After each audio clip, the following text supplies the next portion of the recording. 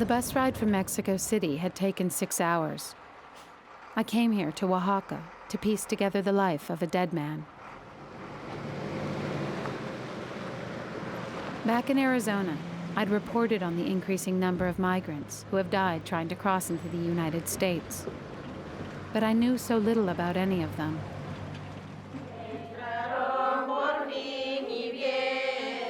In Agua del Espino, I found a village of Zapotec Indians mourning the loss of one of its sons. He was one of nearly 400 migrants who died along the border last year. This night marks the anniversary of his death.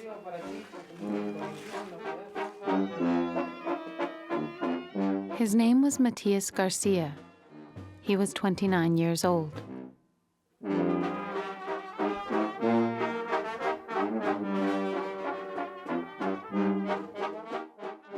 Matías Juan García Zabaleta fue mi primer hijo. Que usted sabe, los primeros son preferidos para una mamá, porque son los primeros y son los que sufren más. Matias was the oldest of 5 children. When he was 8 years old, he left school to work in the fields with his father. At 16, Matias started leaving his village in southern Mexico to work in California. En la temporada de marzo hacia septiembre, cuando se termina ya le dicen la uva. Antes de esos meses ahí, acá nomás puras mujeres casi ahí. Todos se emigran, pues todos se van para allá. Matias left each spring, but he would return every fall. La gente quiere mucho al pueblo de nosotros, pues porque es la tierra donde vivimos o donde nacimos, y por eso aunque va a trabajar a los Estados Unidos, pero regresa porque es su tierra de uno.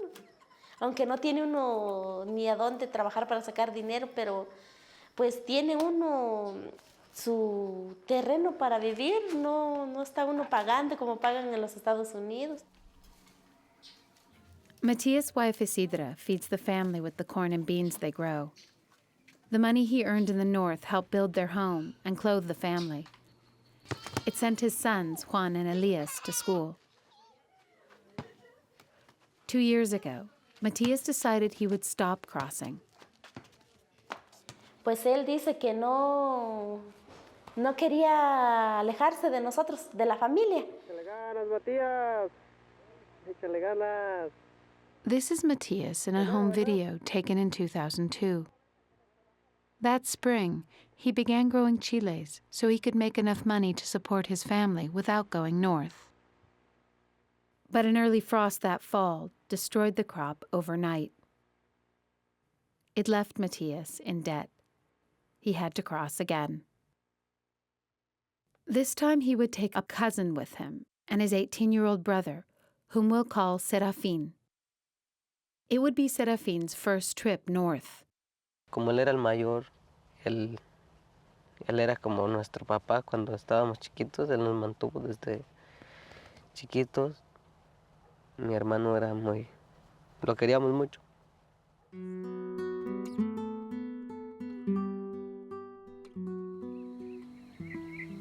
The men set out on May 28, 2003. El día en que se fueron todavía, pues yo agarré a los dos, los llevé allí delante de las imágenes, les eché la bendición, les di un abrazo, les di un beso y agarraron ellos sus mochilas al hombro y se despidieron de nosotros. Y luego salieron.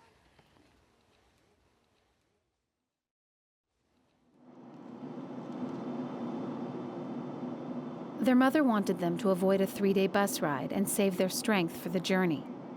She convinced them to borrow money so they could fly just south of the border.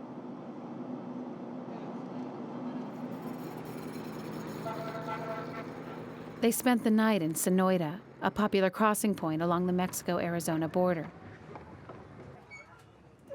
Like most migrants, they hired a coyote, or smuggler, to guide them.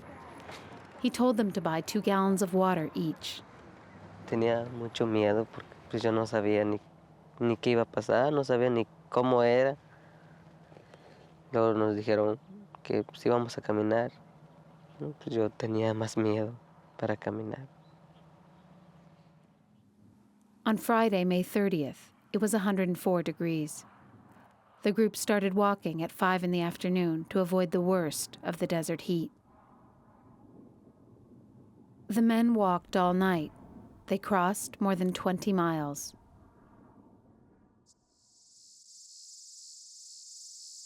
After sunrise, the heat rose quickly. It was too hot to continue walking. They rested in what little shade they could find. In the summer, the desert floor can reach up to 170 degrees. The men barely slept.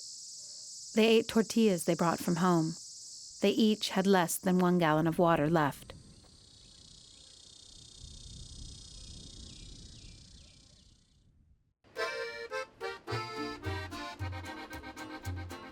The journey north wasn't always so difficult.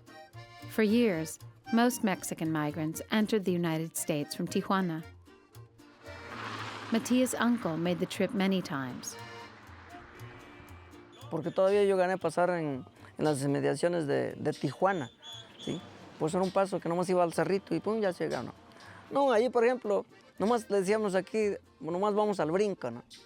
Por ejemplo, aquí está la línea de Estados Unidos, pues nomás nos íbamos por allá a dar vuelta, ya caíamos por los cerritos ahí, ya vamos a San Isidro, por allá, luego me da entrada. Allí venían ya los taxis de Estados Unidos para llevarnos para allá. In 1990, Matias first went north through Tijuana. 4 years later, the U.S. entered the North American Free Trade Agreement. At the same time the U.S. opened the border to trade, it made it harder for people to get across, with a new strategy called Operation Gatekeeper. The Border Patrol reinforced the old fence with a series of walls between Tijuana and San Diego. They hoped to push migrants east into the desert.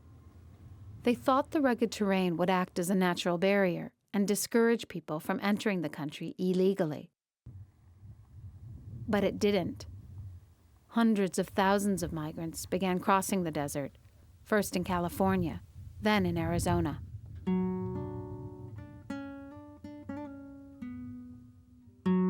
Matias Garcia had crossed the desert before, but usually in April. But this time, he couldn't raise enough money to hire a coyote until mid-May. The delay pushed his journey into the hottest part of the year. Empezamos a caminar como a las 5 de la tarde.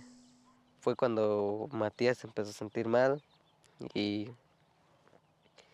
seguimos caminando y él ya se sentía muy cansado y al último dice que no. Él me decía, yo no tengo ganas de caminar, no tengo ganas de nada ya. By 7 o'clock, the men ran out of water. A few hours later, Matias collapsed. Se movía, él gritaba, él, o sea, se jaloneaba, que lo tenía yo así agarrado, pero él decía que yo lo soltara. Serafin and his cousin carried Matias for several hours. They were trying to make it to Highway 85 in southwestern Arizona. Le decía yo, vamos a salir ya a la carretera. No, ¿cuál carretera? Si yo estoy en mi casa, me decía. Y fue cuando él se sintió más mal porque perdió el control. Yo le decía que estábamos en otro lado, él me decía que no me conocía. Y él llamaba a mi hermana y decía, ¿dónde estás? No, le decía, no, pues no está aquí, nosotros andamos en el desierto. No, nosotros no andamos en el desierto, yo estoy en mi casa, me decía. Que él me dijo que me encargaba a sus hijos, que me decía que yo los cuidara. Yo le decía, échale ganas, vamos a cruzar la frontera para salir adelante. Vamos a llegar allá para salir adelante. Y él, pues él ya no sabía ni dónde estaba.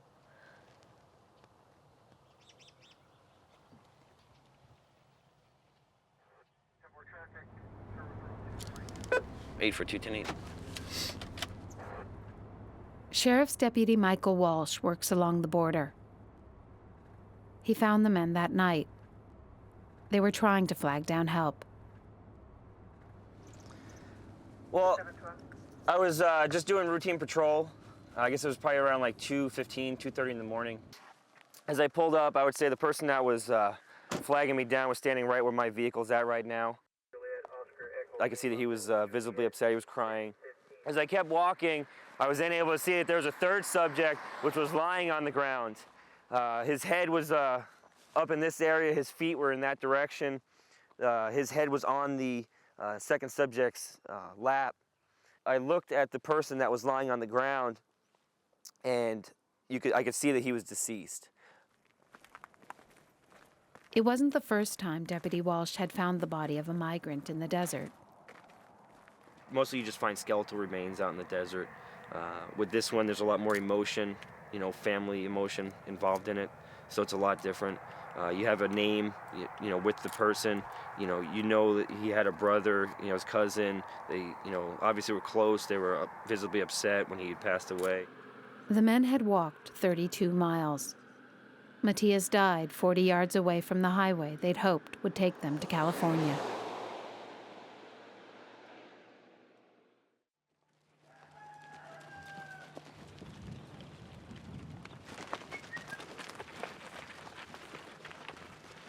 El día domingo, pues ya estábamos esperando llamada a ver si ya habían pasado.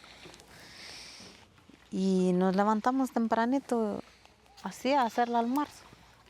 Cuando ya teníamos una llamada, fue mi esposo a contestar y venía muy triste. Y nosotros le preguntábamos que si ya habían pasado. Y entonces él nos contestó y dice, no, fracasó un hijo de nosotros en El Paso. Y le digo, ¿pero qué le pasó? Dice, pues falleció. Dice. Le digo, ¿y quién falleció? Me dijo él, Matías. Dice.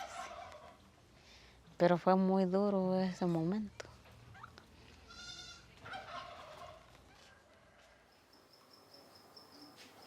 A week later, Matias' body was sent home. But his family believes that his spirit is still in the desert. His mother says he visits her in her dreams. Mamá, tengo sed. ¿Tienes agua? I'm thirsty, he says. Do you have any water?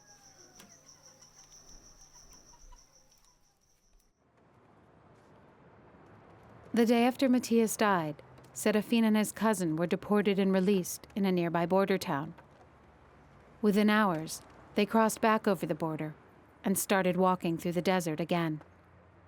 Nosotros nos pusimos a pensar en nuestras familias que no tenían dinero y como allá para venirse se consigue un dinero para poder venirse y por eso se debía. Luego nos pusimos a pensar, digo, no, pues vamos a hacerle otro intento.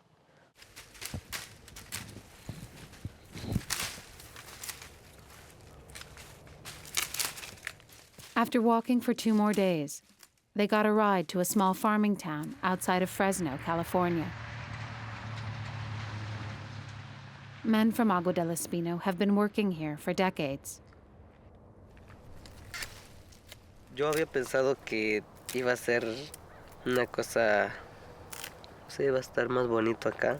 Y luego que, como venía en compañía de mi hermano, pues yo digo, no, pues él me va a enseñar los trabajos, todo. Pero la verdad, pues todo no fue así. Fue diferente porque pues él ya no llegó conmigo, y yo pues empecé a sufrir solo acá. Back in the village, Matias' widow suffers too, trying to be strong for her sons. Pues para el grande, pues también fue muy doloroso porque él se me enfermó al tiempo de que le dije lo que había pasado con su papá. Y pues como ya está grande, él ya sabe sentir. 1, 2, 3. Pues el chiquito, pues él, pues todavía no, porque él, hay veces que me dice que su papá está trabajando, que él va a regresar con nosotros. Me dice, mamá, dice, ¿verdad que mi papá está en el norte? Va a volver a venir a vernos. Y yo pues, cuando me aguanto, le digo que sí, que él va a regresar. Y pues, cuando no, le digo que no, que está en el panteón y ya vamos a verlo.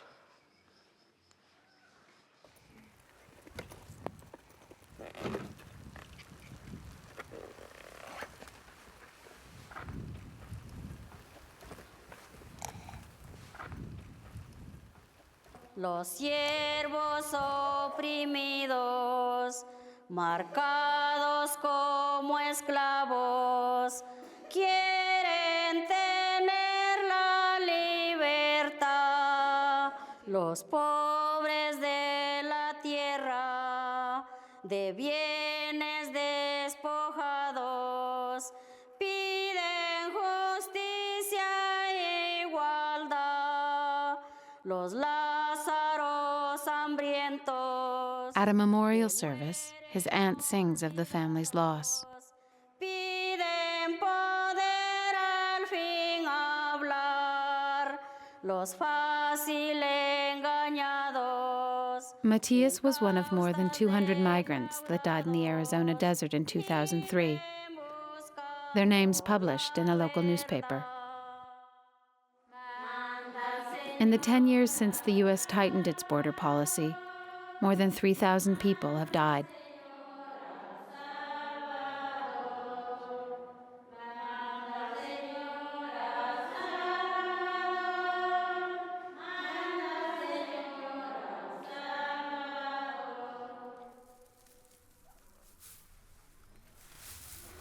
A year after Matias' death, his family is struggling to make it without him. His father hasn't worked in the U.S. in years. That will soon change.